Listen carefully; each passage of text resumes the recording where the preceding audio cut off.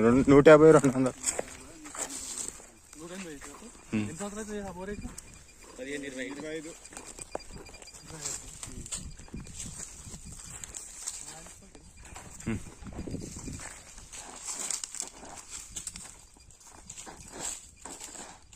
Hello అండి, అందరికి నమస్తే. నేను మీ నరేష్. ఈరోజు కూర్గి పక్కన పల్లెలు అనే గ్రామంలో భూగర్భ జల అన్వేషణ చేయడం జరుగుతుంది.